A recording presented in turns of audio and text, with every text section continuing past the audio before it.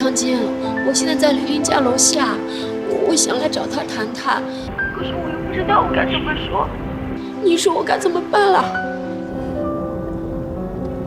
你哪儿也别去，你就在那等我啊！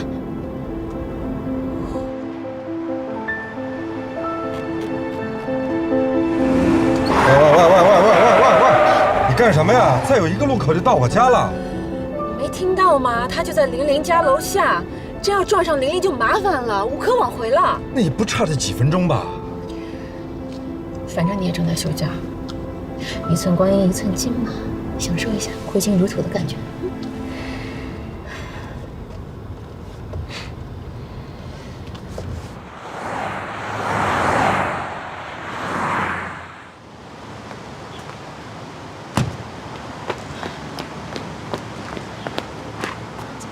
快先跟我回去吧，这种事情你应该先问责陈俊生才是啊！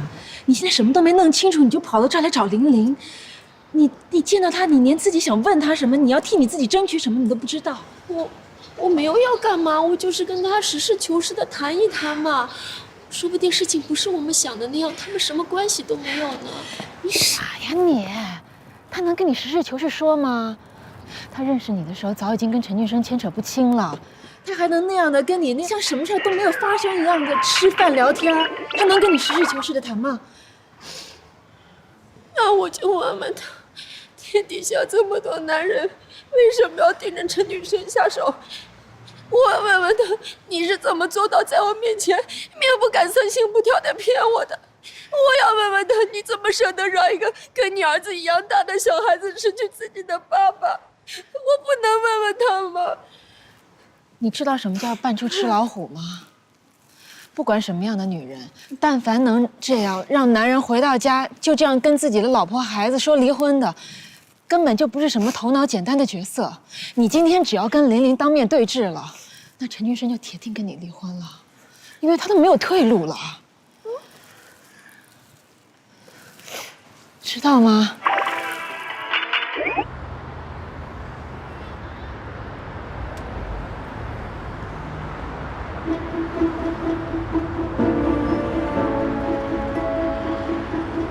你今天如果跟玲玲真的当面对质了，那陈俊生就铁定跟你离婚了，因为他没有退路了。那我怎么办？不是，他没有退路了。那我要跟他聊一下的。行，那咱们先到车上。哎呀，对不起，不好意思啊。哎，你是 BNT 的贺总？哦，对，你是？我是陈星的玲玲。你好。你在这里找人啊？先到车里，咱们想好了怎么跟他谈，好不好？来，咱们先上车。我就在这里等他一下了。太冷了，你先跟我上车吧。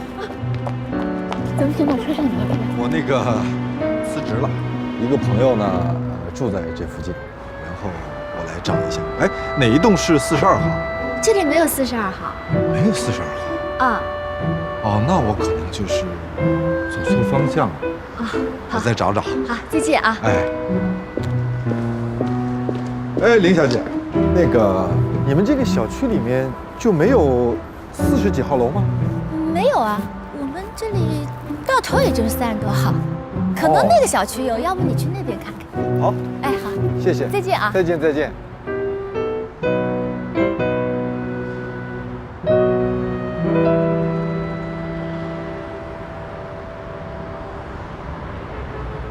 陈俊生下班了以后，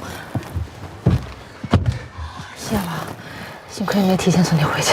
我告诉你，我长这么大还真没做过几件这么丢人现眼的事情。陈俊生的车！快让我下车！我要去找他，要送玲玲回家的，快去找他！快让我下车呀！你快不要把车门锁起来，你让我下车去问问他呀！他送玲玲回家了，他不会再回家了，他去他家了。你快让我下车！你安静一点好不好？不要把车门锁起来，你让我去找他，他再也不回家了。这位太太，你安静一点好不好？不要哭好不好？你也看到了，你的先生应该不止1次去过他家了，所以这个问题不要再纠结了，好吗？你现在应该全神贯注关心的问题是，以后让他怎么经常回你们的家。你你干嘛要把车门锁起来？你让我下车去问问琳琳，她为什么要让君成去找她啊？说不定他们只是普通的同事关系，君成是去跟他聊工作的呢。我的天哪，你这种逻辑思维太奇怪了，好吗？哎，但是像你这种主动替自己老公和他的情妇幽会找借口的，我倒是头一次看到。闭嘴！你说什么？你有没有结过婚？你有什么资格评判人家的婚姻啊？我告诉你，我觉得我的婚姻非常不糟糕，还很幸福呢，根本不像你，40多岁了还不结婚，不过老男人就知道赚钱、吃鱼、跑步，玩弄女性。你以为你这叫引领时尚的潮流啊？人人就羡慕你吗？你根本不知道人家背后怎么说你的。你说什么呀？谁40多岁，谁玩弄女人感性？你有没有搞错？我刚刚帮了你，好不好？谁让你帮忙了？哎呀，你们俩别吵了，有毛病，是他不对，从头到身体都有毛病。你才有毛病，你有毛病，你有毛病，谁有毛病？你们俩别吵了。好了，是他不对，赶紧开车吧。我喝酒了呀。你先开车去，怎么开呀？那你不要哭了，好不好？我要去找君成。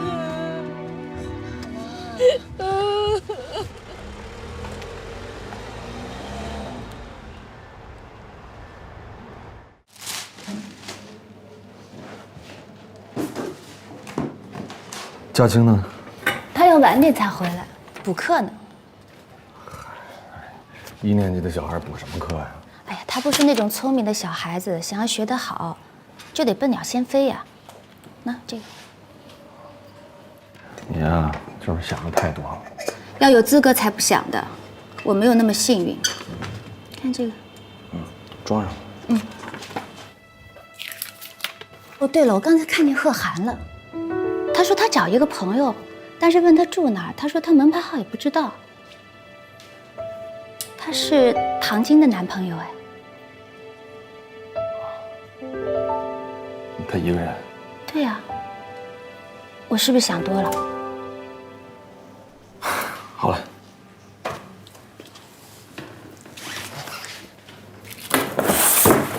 歇会儿吧。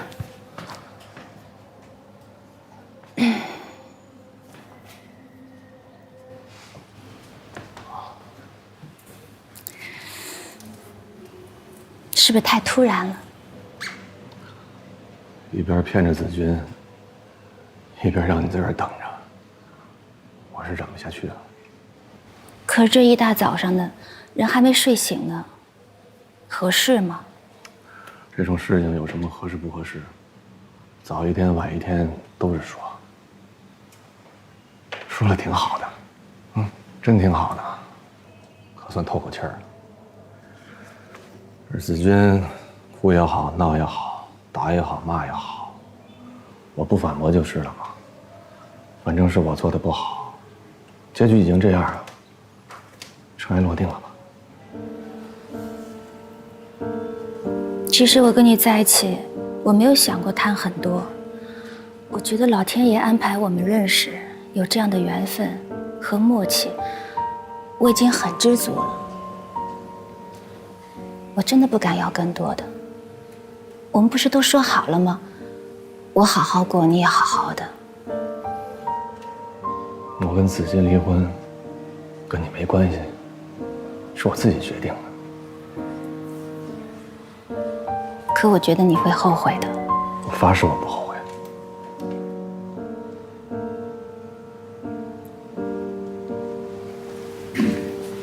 我有的时候想想这件事情，我觉得像在做梦一样。我怎么会做这样的事情？而且演这么一个角色。我20岁的时候根本没有想过，我以后的生活会是这样的。我要演一个坏人。林良，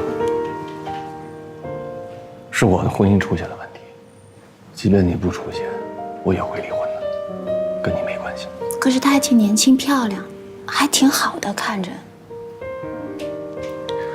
就是因为太好了，天真，不谙世事，所以我一直都得保护她，照顾她，把一些坏的东西都跟她隔绝。但我也是个普通人，我我也需要有人来分担我的压力和焦虑。不说了。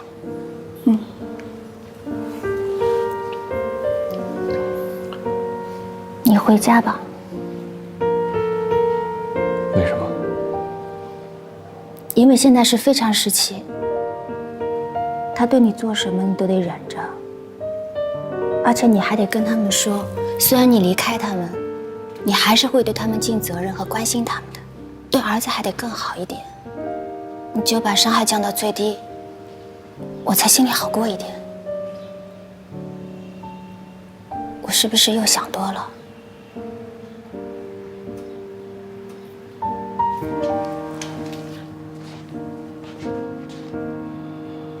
你为什么不早点出现呢？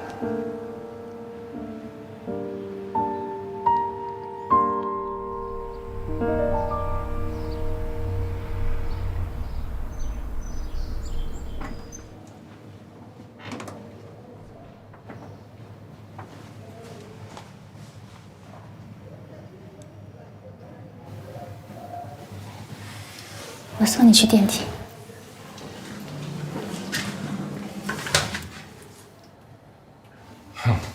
嘉庆回来了。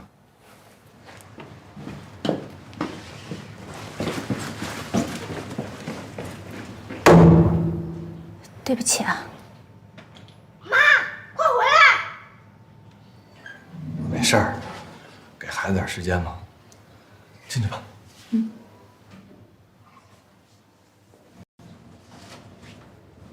哎呀，简直是你姐姐这事让我操心死了，简直。陈俊生啊，我告诉你，你这妈，你我就妈，哎呦，没事吧妈？闪哪儿了妈？这好意思问我啊？你怎么能在外面搞女人呢？这，哎呦哎呦，哎呀，没事吧妈？哎呀，啊妈，我怎么搞的？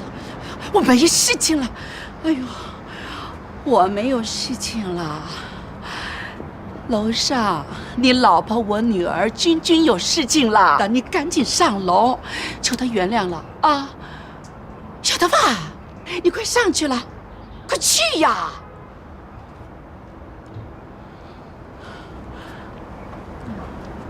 子君啊，要不你带妈去医院看看？哎，我会的。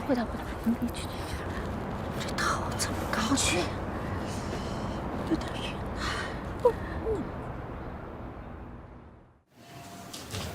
君生到现在都没回来，你说他是不是真的要跟我离婚了？你想听实话吗？恐怕是真的。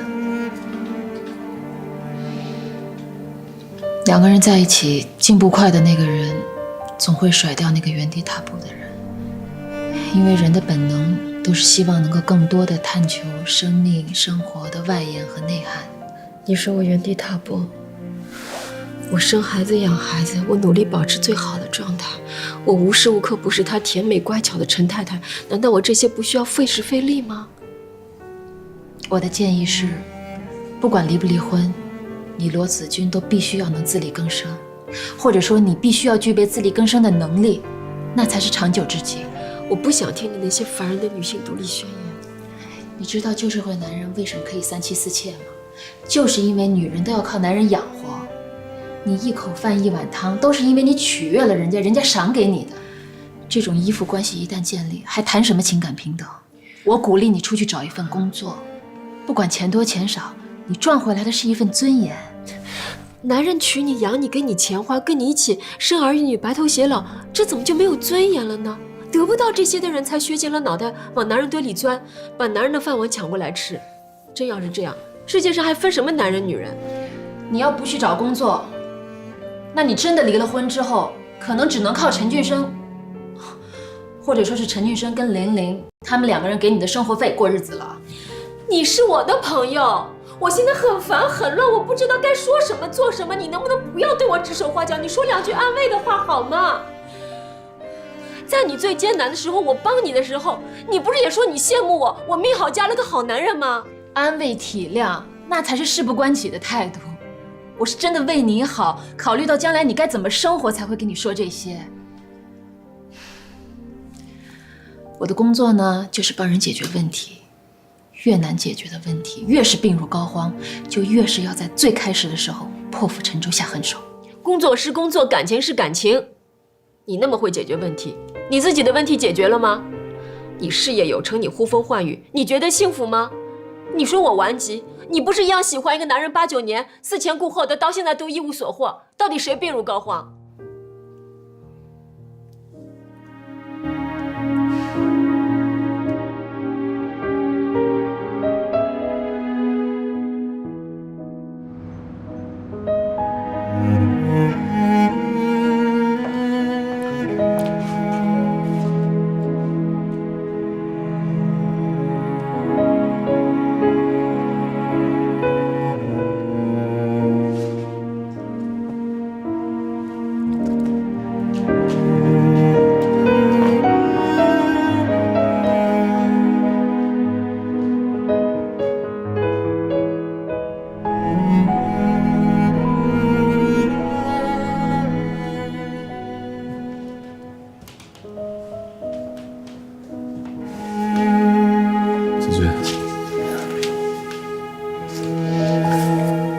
你回来了，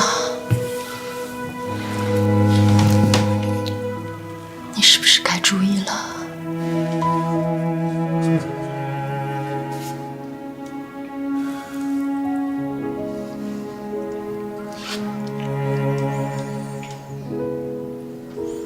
你还是要离婚？你可以提条件，你要什么？如果我能达到的，我都会给你。我不要。我要你，我要平儿，我要我们一家人在一起过日子。我要你离开琳琳，他提什么条件我都给，我什么都给。我要他把我的男人还给我。子君，我不会不管你跟平儿的，我会把你们安排好的，子君。爸爸妈妈，妈妈，爸爸妈妈没吵架，说事儿呢。作业写完了吗？做作业去。妈妈，你们是要离婚吗？没有，爸爸妈妈不会离婚的。爸爸妈妈不会离婚啊！爸爸妈妈就是来说事情。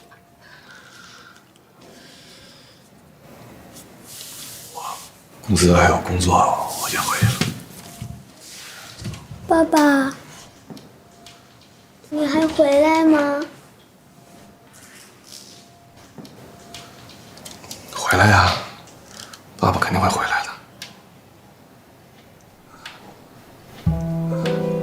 我先回公司了，到了我给你打电话。水晶球破裂那刻，我的世界也粉碎停格，童话般的欢乐，王子公主终因时间消失而褪色。水晶球破裂的那一刻，你的话将我掏空躯壳，结局潦草纠葛，今后的我是该定位在什么角色？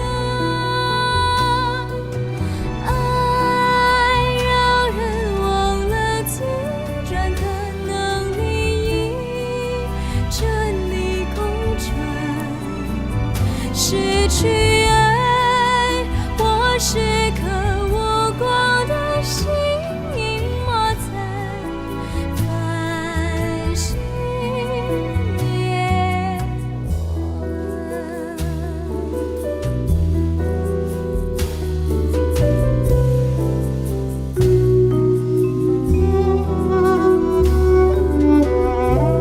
爸爸，宝儿，哎呦，你是不是想爸爸了？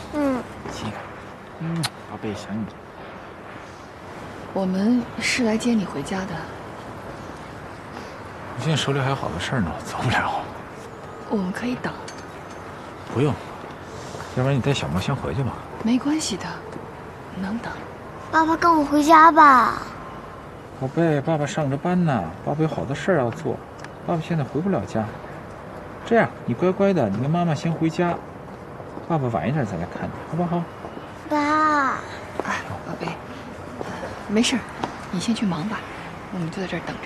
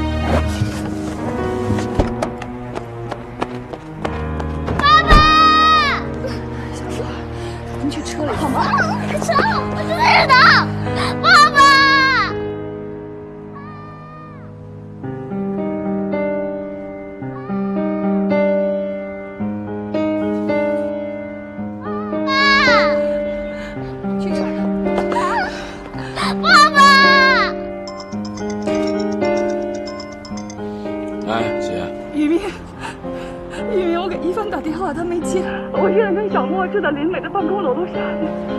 小莫一定要见到他爸爸，怎么都不回家，我没招啊！先别着急，别着急，哦，我马上过来啊。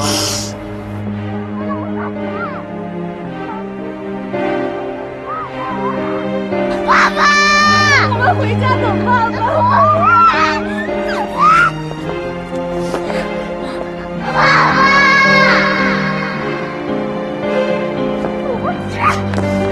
爸爸。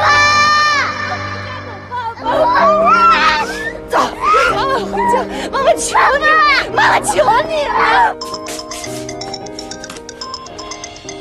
喂，打个电话。今天挺晚的了，有事明天说吧。不是，你姐打电话，你为什么不接呀？怎么了？你姐带着小莫跑到你姐夫那公司楼下去，小莫不肯走。姐，哎呦，干嘛？小莫，干嘛？小莫，回家行吗？好不好？赶紧带他上车。回家行吗？来，起来，听话，走。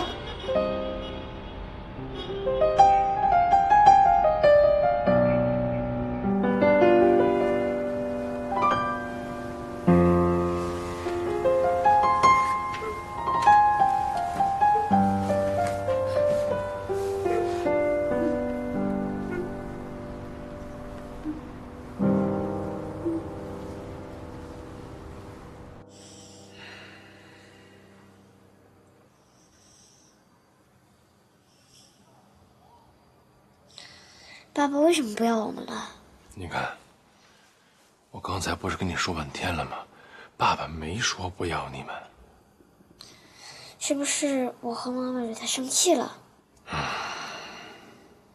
小莫啊，我只能告诉你呢，可能是你爸爸跟妈妈之间呢，俩人吵架了，跟你呢应该没什么关系。但是姨父啊，今天必须得批评你。你说你今天这么闹，你应该吗？爸爸跟妈妈吵架了，妈妈心里肯定已经不舒服了，但你这么一闹，你想想，她心里会不会更不舒服呀？小莫啊，你现在呢长大了，你得学会呢站在别人的立场上去想问题，有的时候啊，你得替妈妈想想，好吗？行了，你今天闹也闹了，可以睡觉了吗 ？OK， 那就闭眼睡觉吧。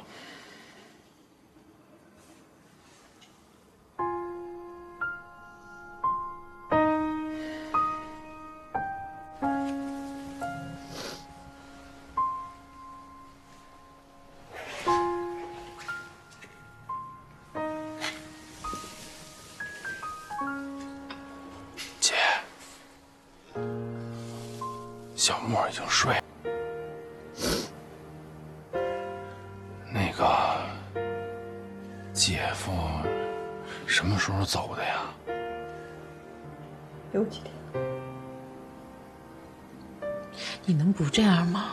我告诉你，你越这样，他就越看不起你。你干嘛要去找他呀？是小莫要去找他爸的。那你要拦着，你干嘛不拦着呢？林伟都已经这样了，你们还要去求他？你干嘛那么作践自己啊？我想把他放下，可这个家里到处都是他的影子，哪哪都有他。出了这个门，不管去到哪儿，都会想起来我们曾经一块儿去过。就算是他背叛我有的时候都能把这个背叛给忘了。我不想离婚，小莫太可怜。所以你就连自己的底线都没了，无底线的原谅，你觉得这样妥协有用吗？他回来了吗？哦，就算他回来，你觉得这问题能解决吗？就算是解决不了，我也认了，只要他能回来。我不想离婚，我想要这个家。你刚才不都已经听见了吗？小莫说他恨我。那个姐，我觉得孩子说这话，你得正确的理解。他心里也有积怨，你得让他发泄出来。他要是不发泄出来，那孩子憋在心里头也会憋坏了的。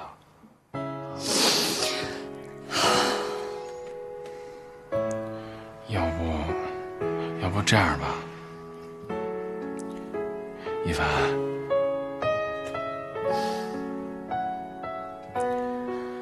那什么，要不今天晚上你就在这儿留着，好好陪陪姐，我先回去，然后明天早上呢，我过来再接小莫上学。明天你们就好好的休息休息，啊。谢谢你啊，玉明。没事，姐，这我应该的。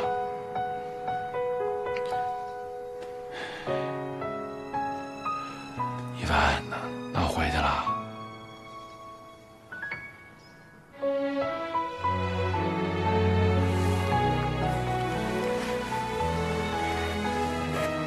姐，那你们别太晚。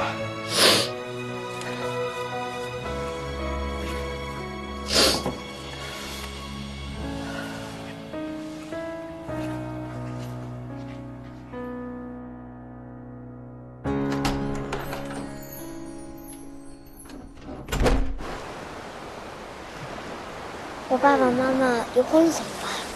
他们不会离婚的，他们永远都会是你的爸爸和妈妈。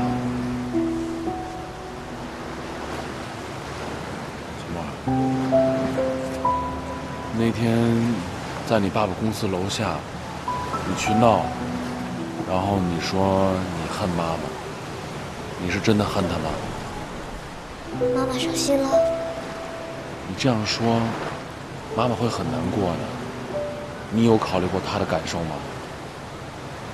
你现在已经快10岁了，在我们的成长过程当中，我们就是要学着，慢慢的学会理解对方。你明白我的意思吗？那你帮我给妈妈道个歉，就说我不恨她了，让她别伤心了。小莫，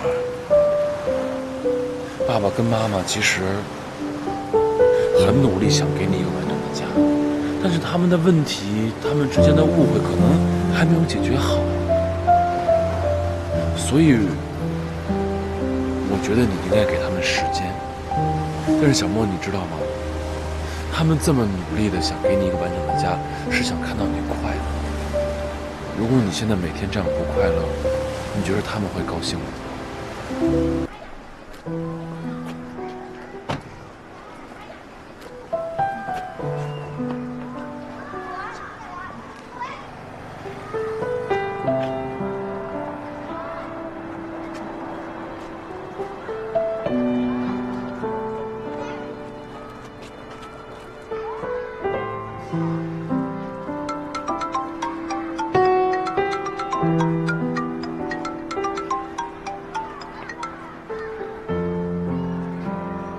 喂，今天没来上班啊？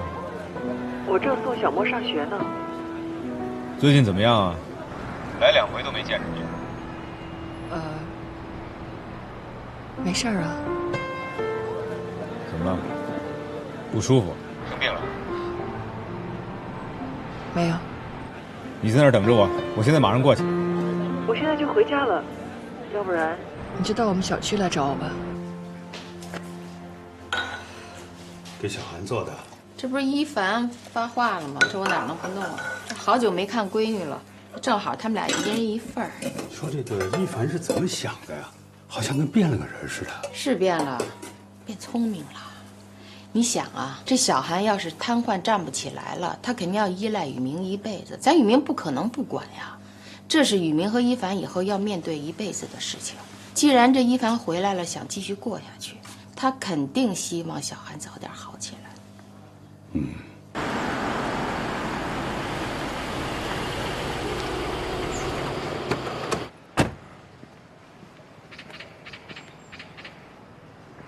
怎么脸色这么不好啊？有吗？是林伟又怎么你了？他搬出去住了。啊？算了，不说这个了。找我有事吗？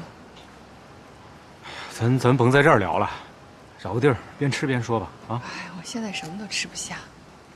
你瞧你现在这脸色，有一大半就是饿的。我跟你说，人饿的时候啊，看全世界都别扭；吃饱了，天塌下来都没事儿。走，走。妈，哎，你以后就不用给我送汤了。小宝每天都给我煲，我都喝吐了我。你吧，就生在福中不知福。我跟你说，你妈这辈子都没喝过你爸煲的汤。要这么说吧，人小宝还真不错。就那样吧。哎妈，哎，你看这怎么样？这怎么弄个粉色呀？这还不知道男孩女孩呢。也是哈，啊，是吧？哎，林伟哥。江一林知道吗？知道啊，都认了多少回了他。干嘛呀？你这是拍照啊？我。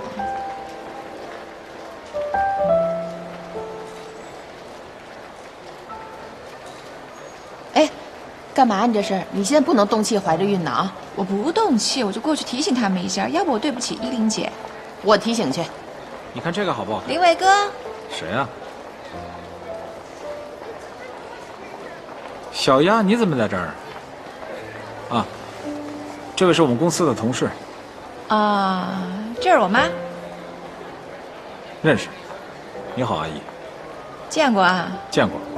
哎，那我们自我介绍一下啊，我叫王小丫，是依林姐妹妹的小姑子。这位呢是我妈，是依琳姐妹妹的婆婆。哦，依琳姐你认识吗？她老婆。你们好，我叫秦珊，我们是同事。啊，现在同事都流行牵着手逛街呀。秦珊、秦三儿、秦小三儿，还没弄明白吗？古代叫妾，现在就叫小三儿。啊，你们说话可不可以注意点？我注意了，你注意了吗？你拉着别人老公的手逛街，你不害臊吗？你不知道他有老婆孩子吗？哎，阿姨，我们俩还有点事儿，我们先走了。你先别走的，我跟你说，林伟，咱们俩可是八竿子才够得着的关系。但是我要劝你一句，亏心事做太多了，可是要还的，懂吗？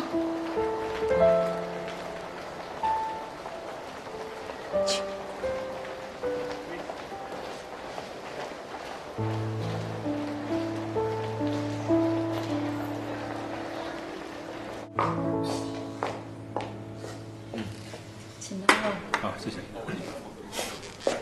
小陈吧，这个汁儿做的特别好，牛肉也特别新鲜。待会儿还有甜点，你可以尝一尝，味道很不错。你有想吃什么你就跟我说。我一朋友啊，就是一饭馆114，纯吃货。你想吃什么，你跟他讲，都有推荐。你想让我化悲痛为食欲啊？你最近确实太瘦了，可以适当增点肥。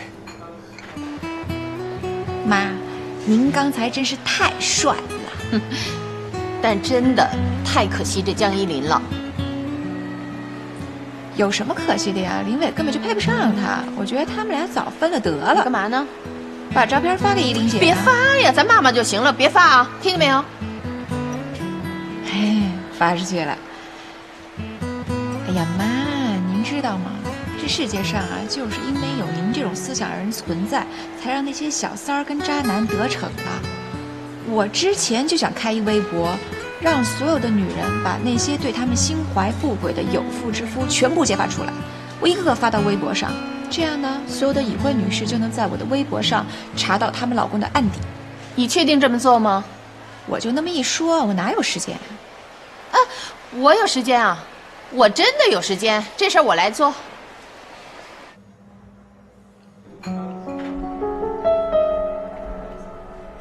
怎么着？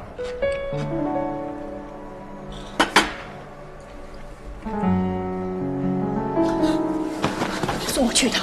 你冷静点儿，现在过去没有用。我怎么做才有用啊？你现在去就是羞辱你自己。你要真想报复，找一个更有效的办法。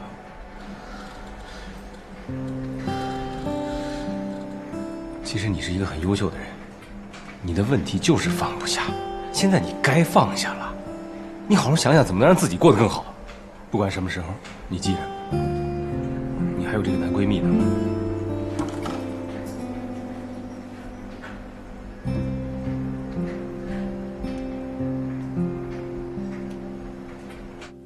不是妈，这事儿呢，我是早就知道了，但是您也不能说让小丫就把那照片给人发过去了。哎，小丫什么想法？您又不是不知道，万一姐姐看那东西，人家出点什么事儿。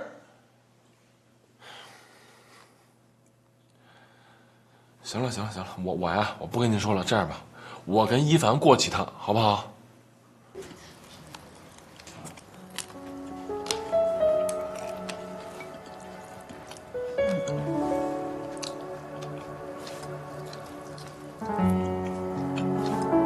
人要是想通了，不纠结了，就有食欲，还真对。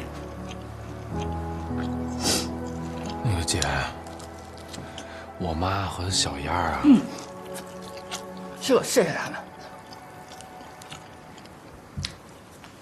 去年的晚上，我们同学的那个群里，有一个男同学的老婆跳上来就破口大骂，骂她老公有了外遇，各种揭发，弄得她老公特别狼狈不堪。当时我们就想，完了，他俩肯定得离，这日子肯定过不下去了。后来他老婆居然说，不管她老公在外边发生什么事儿，她都不会离婚，这个家都不会散。我当时听完之后，我特佩服这个女的，事情都这样了，她还能这么想这么做，实在是了不起。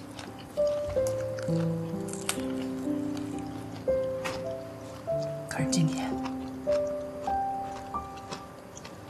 我不这么认为了。女人就一定要忍吗？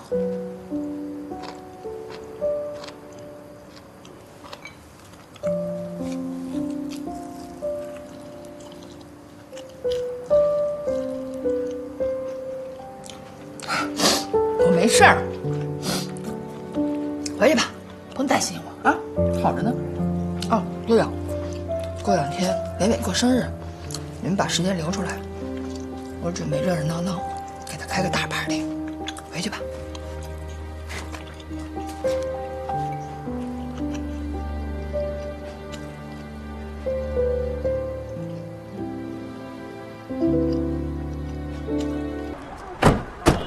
你这又是要去哪儿玩啊？啊，就是周边瞎逛逛呗。不是，我又说你最近呐玩心太重了。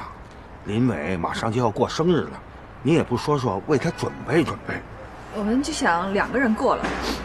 你们自己过？哦，2人世界。这个爸爸懂。小莫，那就别愣着了，赶快上楼下骑骑吧。好。走吧。妈妈再见。哎，走走啊，好，走吧。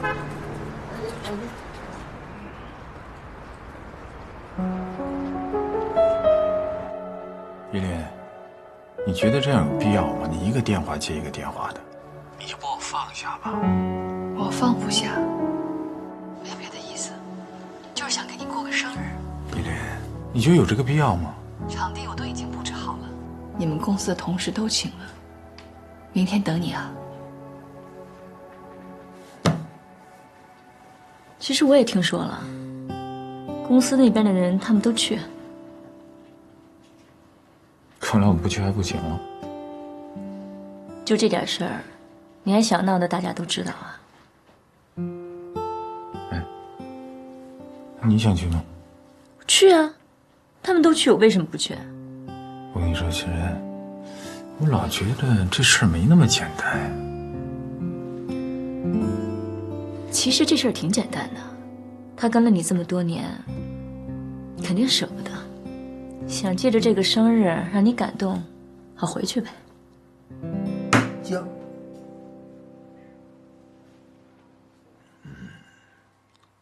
我再讲。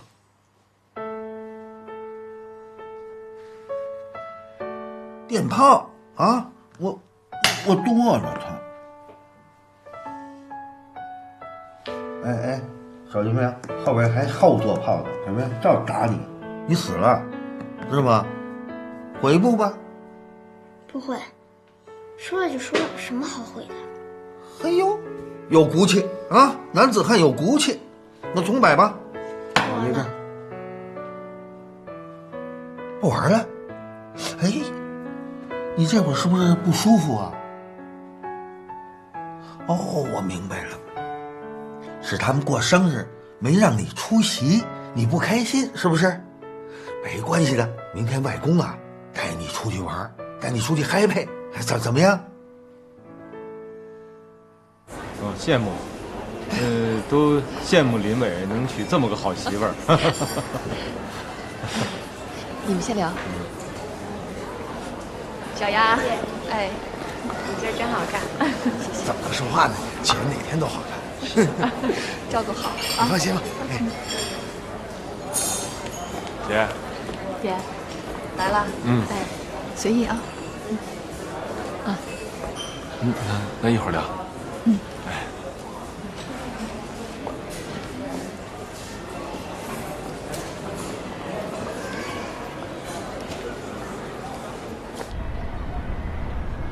生升旗来喽！默默，小莫，小莫，升旗，你来放，你来放，来，拿着，哎，抓住了啊，抓住了，这手，对，对，升旗来喽，升旗来喽！要掉下来了，放啊，收线，要掉下去收线，收，你怎么了你？啊，放啊，不舒服啊？发烧了吗？没有啊。怎么了你？爸，我妈今天可能会离婚。啊？依琳姐，她不会不来了吧？依琳姐，要不你去忙吧，我们在门口等。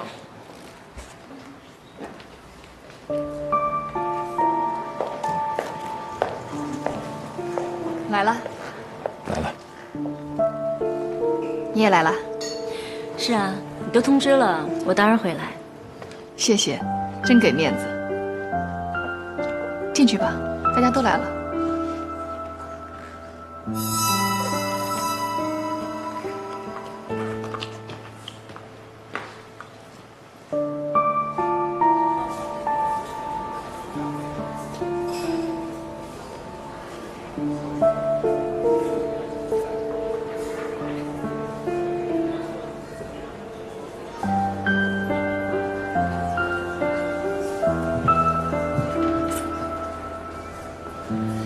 各位，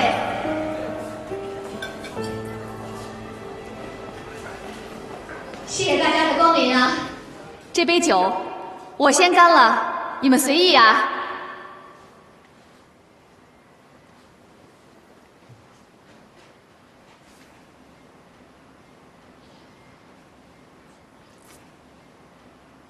平时我也不爱说什么肉麻的话，但是今天是我老公林伟的生日，也是我们的结婚纪念日，我就肉麻一回，大家请看吧。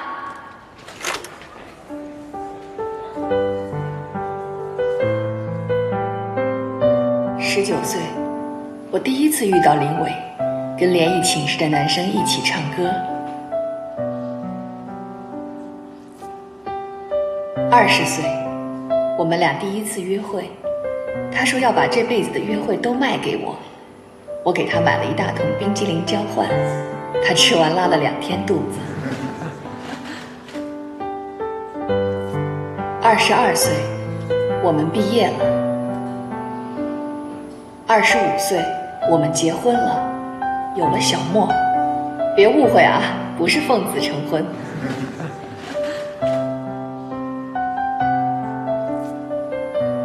小莫满月，我们住50平米的小房子，林伟感动得不得了，说累到吐血都要给我们娘俩更好的生活，换大房子。27岁，小莫2岁了，大房子还没有着落，我在会计师事务所也升职了，一起跟林伟为房子奋斗。为了把日子过得更好，我们2个人一门心思拧着一块儿往前走。现在想起来，那段日子是苦点儿，但心里很踏实。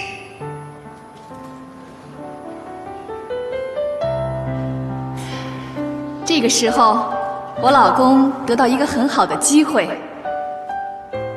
韩总，您还记得吗？当时韩总那单生意吗？您说，只要林伟能拿下这单生意，您就给他升职。韩总，到现在我都感激你，谢谢。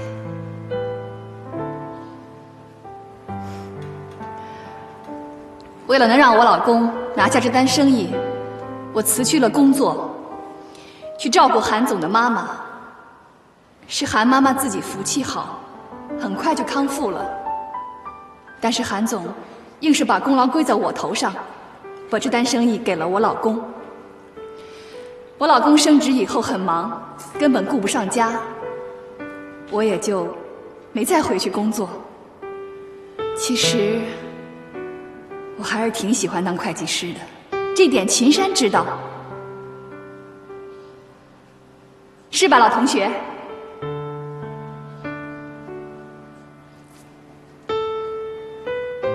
事，但是我更喜欢当林太太。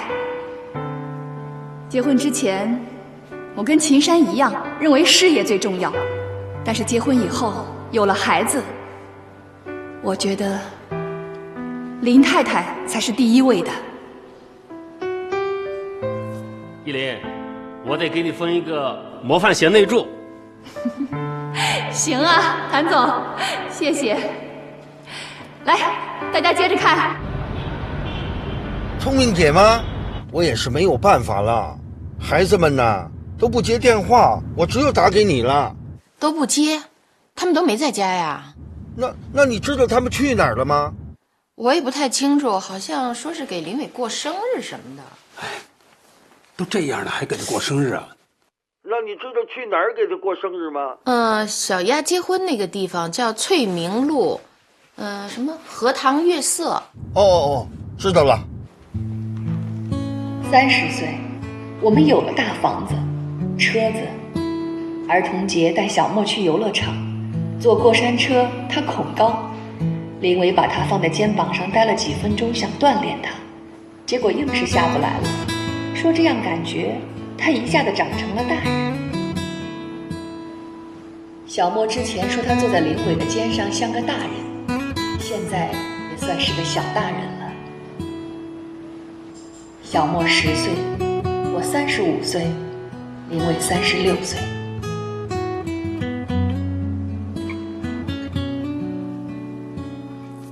19岁到35岁，16年，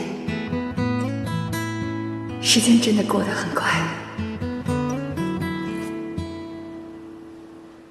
好吧，下面就请我们的男主角上台吧。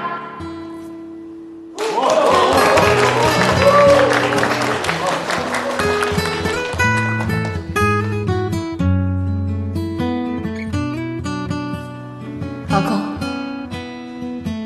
，16年，我一直都很努力，为了你，为了这个家，不管我付出什么，都是因为我爱你。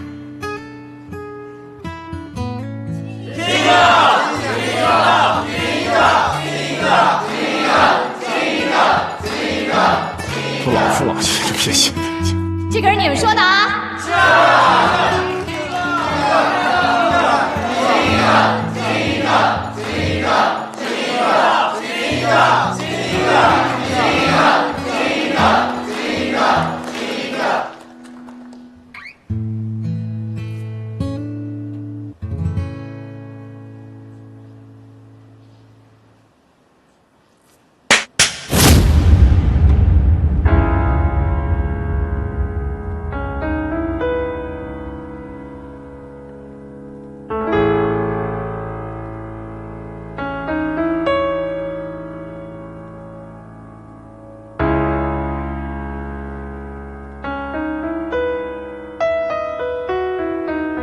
可是现在，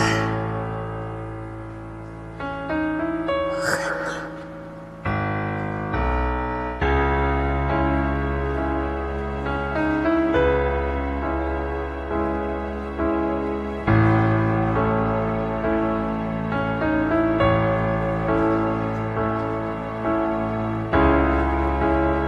35岁，我老公背着我，跟他们公司的财务总监。我的老同学秦山走到了一起。16年前，我也青春逼人，现在青春不在了，我只剩下一肚子的怨气。我不能就这么过下去。秦山，我可以把我的老公让给你了。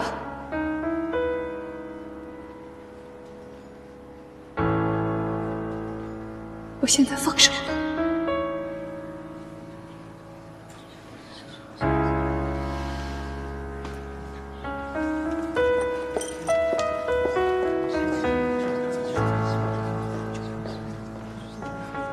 林伟，贵，你等一下，我有话还没说完。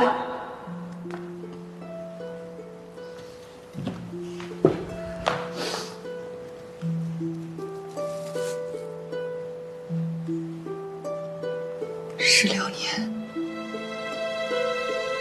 我对你所有的爱，到今天都变成了恨。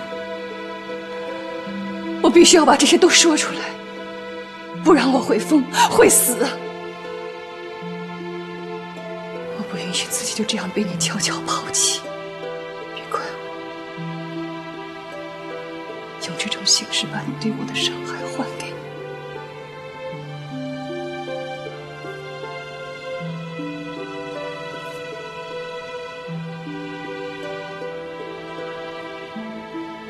生日快乐！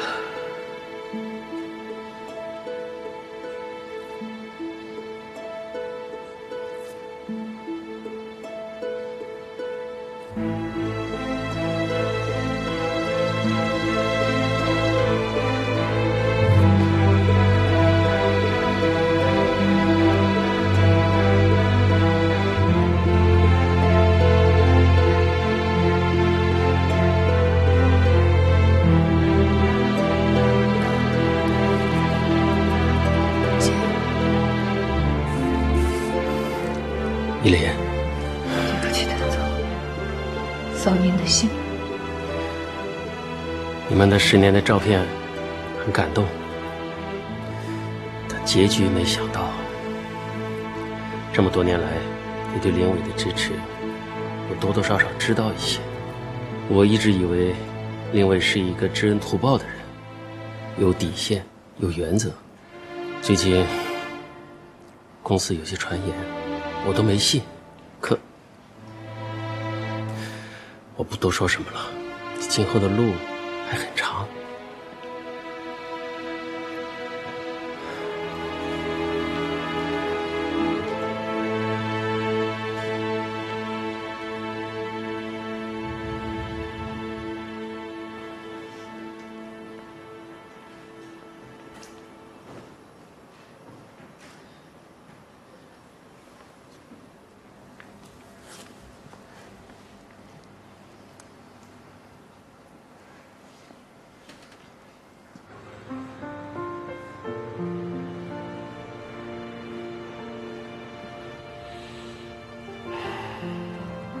爸，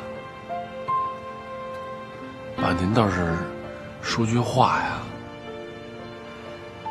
不行，玉明儿，你进去，跟依林说呀，在林伟那儿啊说句软话，实在不行的话，我去给林伟认个错，行不行？不是爸，我跟一凡呀都已经劝过了，他俩那真是过不下去了。可他们不能离婚呐！你想想啊，以后依林一个人带个孩子，那怎么过呀？他是搞婚介的，他不会不明白这个小道理。玉明，你跟我说句实话，是不是林伟在外头已经有人了？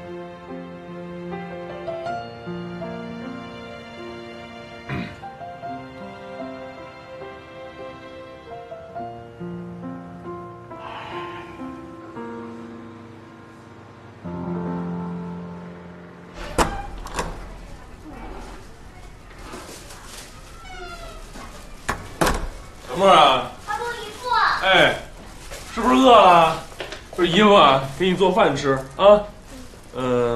爸，来，你把东西给我吧。您要是累了，您就回屋呢歇会儿去。饭做得了，我叫您。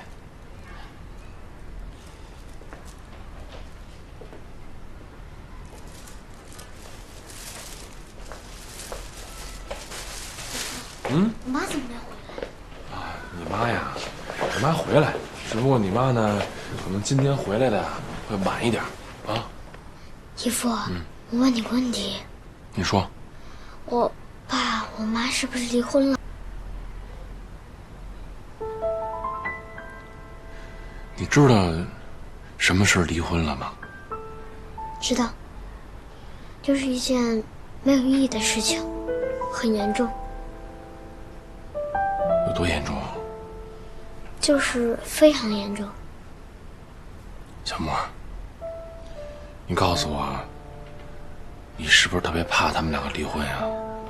我不怕，因为他们离婚了，我还能见到他们。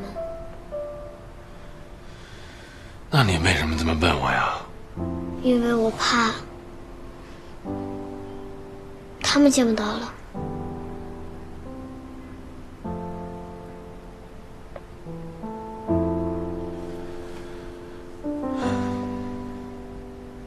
是不是没吃过姨夫做的饭呀？今天姨夫呀，好好的给你露一手啊！但是呢，你得答应我一个条件。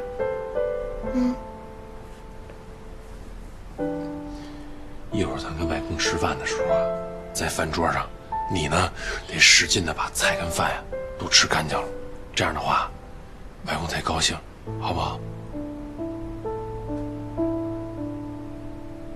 啊，还真是从您这儿要的地址啊？他电话他都打咱们家了，我也不能不说呀。哎，这江依林解恨了没有？过个生日解什么恨呀？行了，林伟都这样，他还能好好给他过生日啊？你以为你妈傻呢？嘿，我发现您现在越来越八卦了啊！你不说我也知道，这江依林多聪明啊！她要是下了决心的事儿，那就便宜不了谁了。男人就欠收拾。你以后跟这个小韩，你要是再那什么，这一凡就跟他姐这么学着收拾你。爸，您听听，您听听啊！哎，我还是您亲儿子吗？亲儿子我才得更高标准严要求。嘿，您真是一好婆婆，发现。别听你妈胡说八道，她心里啊根本不是那么想的。算你了解我。哎，你们俩最近的多关注了一点依林，就别老让她一个人在那屋里待着，不行把她接咱们家住来。我都不知道您这话哪句是真的了。我哪句都是真的啊！你妈没那么恶。行，知道了。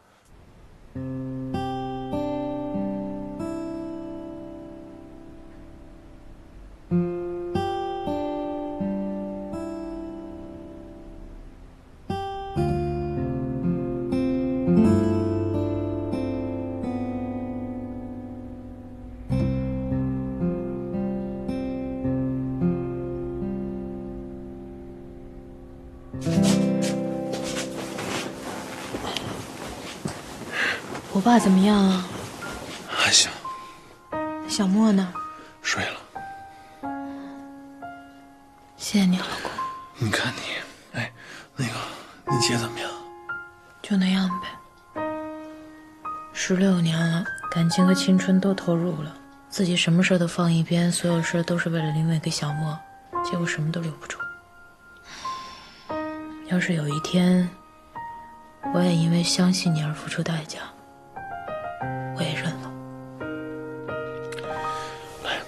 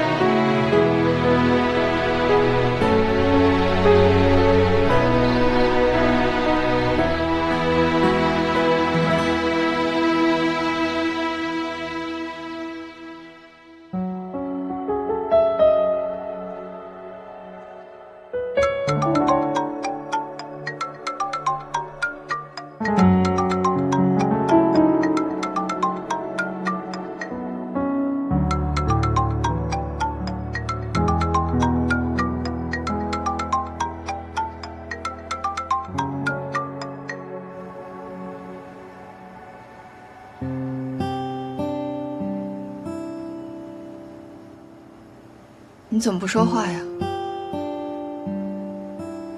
你不是电话里跟我说要跟我谈小莫的事儿吗？那就谈吧。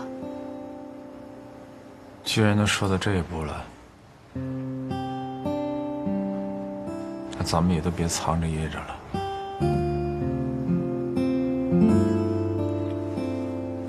只有一个要求，你让我把小莫带走吧。怎么可能呢？我怎么可能会把小莫给你呢？这个问题连想都不用想，你根本就没有资格。是，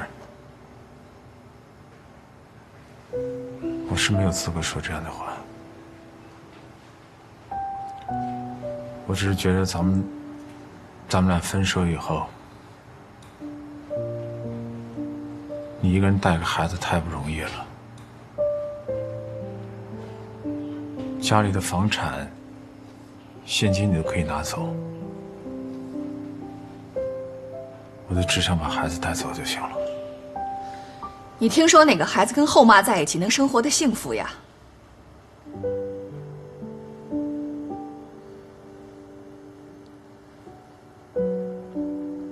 小莫是我一手带大的，他从小到大，所有的事情都是我在照顾。他已经习惯了跟我生活在一起，而且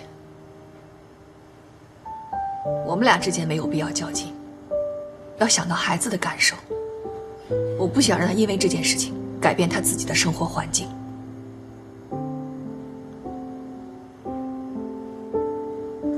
不过有一点你放心，你永远都是他的爸爸。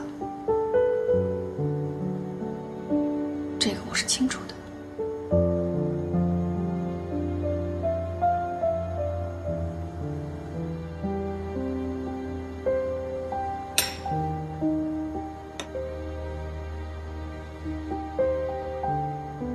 是6年的感情，没想到会以这样的方式结束。我知道所有的错都在我活该。但是我真的一门心思的想回归这个家庭。我希望我们的生活还能像以前一样。但是我真的没想到你会那么做。咱们俩之间起码的唯一的一点信任都没有了。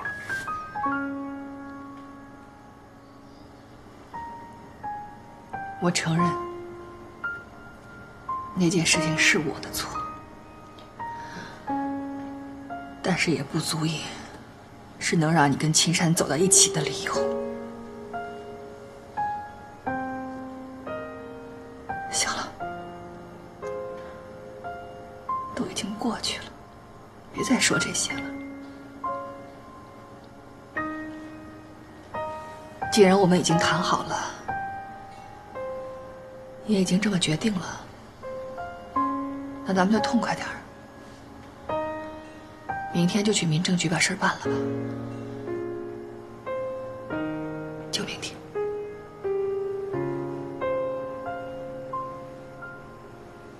我先走了。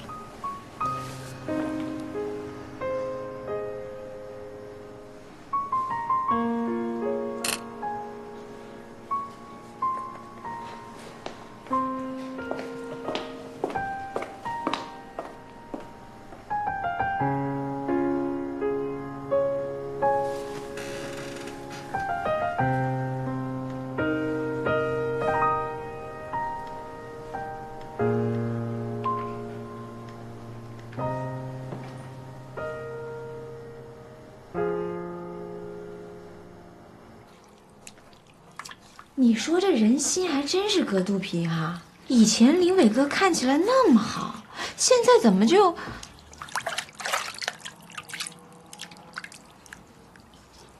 不过这么一想吧，我现在好像也没有这么讨厌这房子。家嘛，肯定越看越好。好像也没那么讨厌你了。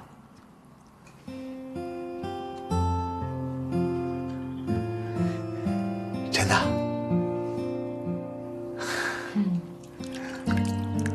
假的。不可能，你的眼睛就出卖你了，我知道是真的。哎呦，我一会儿得给林伟同志打个电话表示感谢。这反面教材做的太好了。你神经病吧你！不瞒你说，就刚才你那么一说吧，我好像还真有点犯神经。你说不讨厌我，那是不是就是很爱我的意思？你要是很爱我，就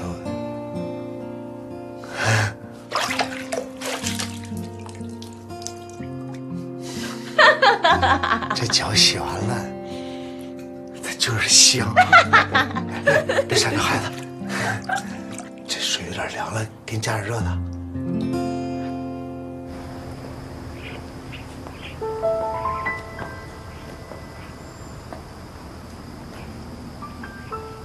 你就没有什么话想对我说吗？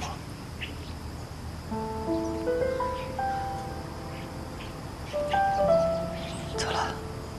哎，依林。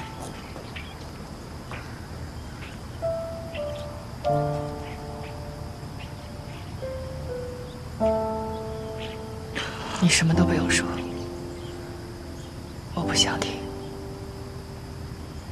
那我送送你行吗？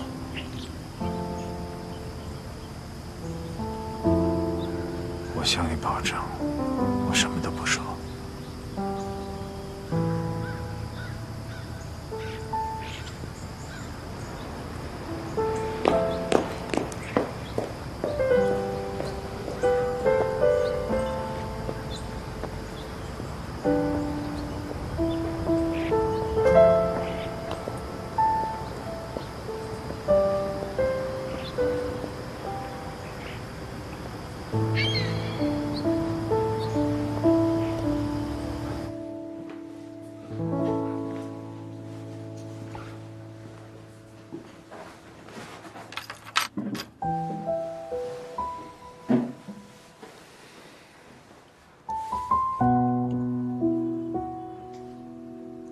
10多年了，咱们两个终于在一起了。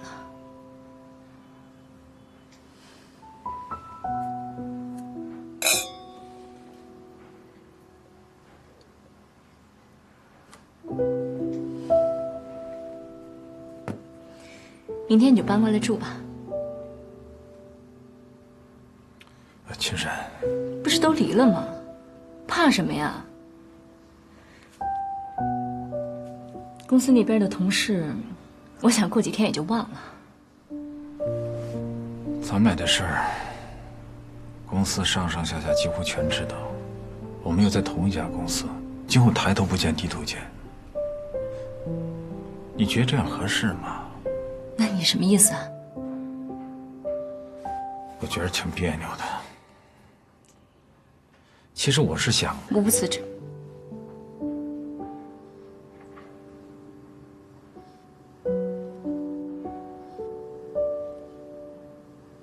让你失望了。我从来没打算过让你辞职。我话都没说完呢，你想都不想，你居然让我辞职。我也没想让你辞职啊。我们这个行业就现在这个公司最好，而且你现在已经做到我们这个区的销售总监了，往上还有总部。你辞了职，你去哪儿？有我的条件，我不愁找不着工作。你是不愁找不到工作，薪水有可能也不比现在的低，可是发展空间呢？你想过没有？你一进中小型企业，就会做到最高层的天花板位置，那往上还能去哪儿啊？你才30几岁，往后你还有20多年要奋斗呢，那以后怎么办？就守着那个天花板过20多年呀？让你走你舍不得，让我走呢，你又怕我今后发展不好，那你到底要我怎么着啊？我不是嫌你发展不好啊，我也不在乎你挣多少钱，但是我太清楚一个长期在天花板待着的人是个什么状态。我不喜欢那样的男人。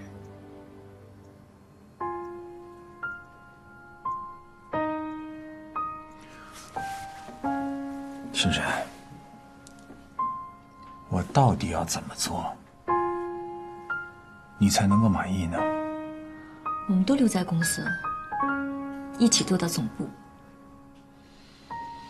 我这个人就这样，可能别人呢喜欢中高层的感觉，而我偏偏就喜欢后面还有一大段路要走。我想你也是这样的。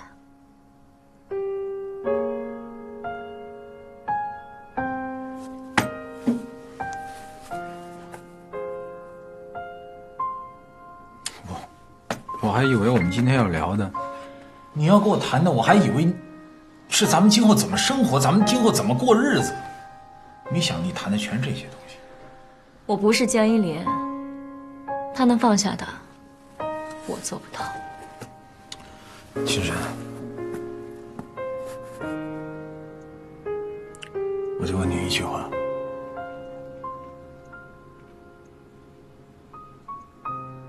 你是真的爱我吗？